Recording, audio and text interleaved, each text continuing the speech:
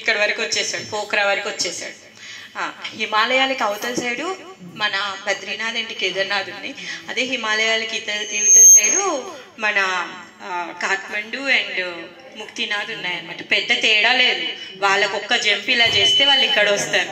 మనం కాకపోతే 2 దేశాలు తిరిగితే కానీ పోలేము. అలా శివుడు వచ్చేసాడైతే మధ్యలో కృష్ణుడు ఆయన ఎన్ని లీలలైనా చేస్తాడు, ఎంతమందిని ఎలా అయినా అట్రాక్ట్ చేస్తాడు. అయితే చిన్న బాలుడు రూపంలో వచ్చాడనమాట. వచ్చి ఎందుకు నువ్వు ఇంత పరిగెత్తుతున్నావు, మీ నాన్న పేరు నాకు తెలుసు అని చెప్పేసి, మీ నాన్న పేరు తెలుసు, మీ తాత పేరు తెలుసు, మీరంతా నాకు తెలుసు, నువ్వు ఇంత కంగారు పడుతున్నావు, ఇంతగా పరుగు తీస్తున్నావు, నీకు అభ్యంతరం లేకపోతే చెప్పు, పర్వాలేదు అనేసి అంటాడనమాట. అప్పుడు వృకాసురుడు అనుకుంటాడంటే, చిన్న ఉన్నాడు పిల్లోడు, చూస్తే ఎంత ముద్దొస్తున్నాడు, మాట్లాడుతుంటే అసలు ఎంత ఆనందం వేస్తుంది, సరేలే మళ్ళీ ఇంకా మా నాన్న మా అమ్మ గురించి కూడా చెప్తున్నాడు, ఆయన చెప్తే ఏం పోతుందిలే అని చెప్పేసి మొత్తం స్టోరీ చెప్తాడనమాట. ఇలా నేను కేదార్నాథ్లో కూర్చొని ఇలా జపం చేశాను, ఆయన రాకపోయేసరికి ఇలా తపస్సు చేశాను, ఇలా యజ్ఞం చేశాను, చివరికి శివుడు వచ్చాడు, వచ్చిన తర్వాత వరం ఇచ్చాడు, మరి దాన్ని పరీక్షిస్తాను, నాకు పార్వతీదేవి కావాలి అంటే ఇలా పరిగెత్తుతున్నాడు తను, నేనేం చేయాలి ఇంతకీ అంటే అప్పుడు చిన్న బాలుడు వేషంలో ఉన్న కృష్ణుడు నవ్వుతాడనమాట. అయ్యో ఎంత పిచ్చివాడివి, అవుట్డేటెడ్, నీకంతా నీకు తెలీదా, అప్పుడు ఆశతోషుడు శివుడు మొన్ననే వాళ్ళ మామతను గొడవైంది, అప్పటి నుంచి ఆయన శక్తులన్నీ పోయినాయి. అయ్యో నీకు తెలియదు, నువ్వు మోసపోయినావు, అంతా వేస్ట్ అయిపోయింది, నీ మొత్తం వ్రతం కథ అన్ని వేస్ట్ అయిపోయినాయి, అంతా వేస్ట్. ఇప్పుడు అయ్యో మరి నేను ఏం చేయాలి, ఇప్పుడు నేను ఇంతగానం కష్టపడ్డాను, నేను ఇప్పుడు ఏం చేయాలి, మరి ఇప్పుడు ఆయన ఇచ్చింది ఎలా పరీక్షించు. అరే వెర్రోడా, పరీక్షించాలని ఇంతగానం పరుగు తీస్తున్నావు ఏందిరా, మంచిగా కూర్చో ఇక్కడ, నువ్వు ఉన్నావు, నీ తలంది కానీ తల మీద నీ చేపెట్టుకొని పరీక్షించుకోరాదు అనేసి అంటాడు. అప్పుడు ఆయన చెయ్యి ఆయన తల మీద పెట్టుకొని పరీక్షించుకుంటే ఆయన భస్మం అయిపోతాడు అనమాట. సో భగవంతుడు ఆ విధంగా అందరినీ కరుణిస్తాడు, ఇంకా ఆయన రూపంతో అందరినీ అట్రాక్ట్ చేస్తాడు.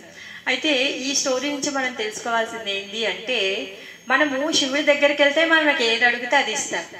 ఆశతోషుడు ఆయనకు ఒక లోటా నీళ్లు చాలు, మనం ఏం పెద్ద తపస్సు యజ్ఞము ఇవేవి చేయాల్సిన అవసరం లేదు, ఒక లోటా నీళ్లు పోస్తే చాలు ఆయన ప్రసన్నుడు అవుతాడు. భగవానుడు ఎలాంటి వాడు అంటే సొంత తండ్రి లాంటి వాడు. భగవంతుడు ఏం చేస్తాడంటే మనం ఏది అడిగితే అన్నీ ఇస్తాడు, కానీ అందులో ఏది మనకు మంచిదైతే అది ఇస్తాడు. ఇప్పుడు పిల్లలు ఉన్నారు, ఐస్ క్రీమ్ కావాలని పేచీ పెడుతున్నారు, ఐస్ క్రీమ్ కావాలని పేచీ పెడితే నాన్న అమ్మ ఇప్పిస్తారా, వద్దురా చలికాలము ఐస్ క్రీమ్ తింటే గొంతు పాడైపోతుంది, ఇది నీ హెల్త్కి మంచిది కాదు అని చెప్తాం. అదే నువ్వు ఐస్ క్రీమ్ బండి వాడి దగ్గరికి వెళ్ళావనుకో, వాడేమైనా చెప్తాడు నీకు జ్వరం వస్తుంది నువ్వు తినకు నాయనా అని తీసిస్తాడు, అవునా కదా, అలా అన్నమాట.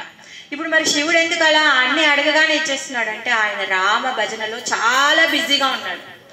ఎవరు వచ్చినా కానీ ఆయనకు డిస్టర్బ్ అవుతుంది. ఆయన రాముడి యొక్క నామాన్ని ఎంత తీవ్రంగా తను జపం చేస్తున్నాడు అంటే, మనం వెళ్ళి డిస్టర్బ్ చేస్తే ఏది కావాలంటే నువ్వు తీసుకొని వెళ్ళిపో, నన్ను డిస్టర్బ్ చేసి, అందుకు గాను మనం ఏదంటే అది ఇచ్చేస్తాడనమాట. అదే నానవుతే పిల్లోడి యొక్క హెల్త్ బాగుందా బాగాలేదా చూసి తనకి ఏది కావాలో అది. ఒకవేళ ఐస్ క్రీమ్ ఇప్పించినా ఏం చేస్తుంది నానైతే, సరే అమ్మా నువ్వు ఐస్ క్రీమ్ తిను, తర్వాత ఒక గ్లాస్ వేడి నీళ్లు తాగు, బ్యాలెన్స్ అవుతుందని తన కేర్ తీసుకొని తనకి ఏది కావాలో అది పరిస్థితులను ఏర్పరిచి వాళ్ళకి చూసుకుంటుంది, అలా అన్నమాట. ఇంకా భగవంతుడు సకల ఐశ్వర్యవంతుడు. మరి భగవంతుడి దగ్గరికి వెళ్ళిన వాళ్ళందరూ బికారోళ్ళు అయిపోతారు అని చెప్తారనమాట. మనం కళ్ళ మంది చూస్తున్నాం, 24 గంటలు రామభజన చేస్తున్నాడు శివుడు, ఎప్పుడు చూసినా బికారాయనలానే ఉన్నాడు, చూడ్డానికి అలానే ఉన్నాడా, కానీ ఆయన బికారాయన కాదు. ఏ ఒక్కరు వచ్చి అడిగినా కానీ వాళ్ళకి కావాల్సినంత ఐశ్వర్యాన్ని తను ప్రసాదిస్తున్నాడు. అంటే ఎవరు ఉన్నవాళ్ళు, శివుడే ఐశ్వర్యవంతుడు, అవునా కాదు. అంటే భగవంతుడి యొక్క భక్తి చెయ్యడం వల్ల మనం చూడడానికి బికార్ వల్ల కనిపిస్తామేమో, కానీ వాళ్ళ దగ్గర సకల ఐశ్వర్యాలు ఉంటాయి. భగవంతుడి యొక్క భక్తులు వాళ్ళు అడిగిన ఎమ్మటే తీరకపోవచ్చు, కానీ వాళ్ళకి ఏదైతే మంచో ఆ విధంగా భగవంతుడు అవన్నీ ఏర్పరుస్తాడనమాట. ఇప్పుడు వృకాసురుడు ఏం చేశాడు, 7 రోజులు తన శరీరాన్ని కట్ చేసి అగ్నిలో వేసి ఓం నమ శివాయ మంత్రం చెప్పాడు, కానీ ఆయన బిహేవియర్ లో కానీ ఆయన బుద్ధిలో కానీ ఏమైనా మార్పు వచ్చిందా, రాలేదు. ఎందుకు, ఆయన యొక్క ఇంద్రియాలను సంతృప్తి పరచుకోవడం కోసం అక్కడి నుంచి లాభాన్ని పొందాలనుకున్నాడు. అంతేకాని ఆయనకి ఏది మంచో అది ఆయన తెలుసుకోలేకపోయాడు. కానీ ఎప్పుడైతే మనం దేవాది దేవుడైన భగవానుడికి మనం ఎప్పుడైతే పూజ చేస్తామో, అర్చన చేస్తామో, దానివల్ల ఏమవుతుందంటే మన యొక్క ఇంద్రియాలు ప్యూరిఫై అయిపోయి మనకి ఏది మంచి చెడో మనం తెలుసుకోగలుగుతాము. అప్పుడు భగవంతుడు ఇచ్చిన దాన్ని ఇది మన మంచి కోసం ఇచ్చాడని మనం తెలుసుకోగలుగుతాం అన్నమాట. సో ఇప్పుడు మనం వెళ్ళే గుప్తేశ్వర్ మహాదేవ్ ఆ లీల జరిగిందనమాట. కేదార్నాథ్ నుంచి ఇక్కడ వచ్చి దాచుకున్నాడు అనుకోవచ్చు. తర్వాత కృష్ణ మళ్ళీ వెళ్ళిపోతారు అనేసి చెప్పారనమాట. ఓకే, హరే కృష్ణ. అది ఇంకో స్టోరీ. మనం అది మనము ఇక్కడ ఉంటుంది, అది మనము కాఠ్మండూలో చెప్పుకుందాం. కాఠ్మండూలో చెప్పుకుందాం. కాఠ్మండూలో ఉంటామండి ఒకరోజు 3 days ఉంటాం, ప్రశాంతంగా ఉంటాం. బట్టలు డ్రైవర్స్ ఇస్తే ముందు తీసుకురమ్మన్నాడు. ఆ స్టోరీ మనం కన్ఫ్యూజ్ అయిపోతాం కదా. ఇప్పుడు మనం ఇప్పుడు వెళ్ళేది ఓన్లీ గుప్తేశ్వర్ మహాదేవికి కాబట్టి ఆ మహాదేవి ఇక్కడికి ఎలా వచ్చారో అది ఒక్కటే స్టోరీ చెప్పు. అయితే మీరు గుప్తేశ్వర్ మహాదేవికి గుహ లోపలికి వెళ్తారు కదా. వెళ్ళిన తర్వాత పైకి వచ్చాక లెఫ్ట్ సైడ్ లో ఒక ఆదిశేష ఉంటారు. ఆయన కింద ఒక శాలిగ్రామ ఉంటుంది. శాలిగ్రామ మీన్స్ ఇంత సైజ్ లో ఉంటుంది, ఇంత పెద్ద శాలిగ్రామం, చాలా పెద్ద సైజ్.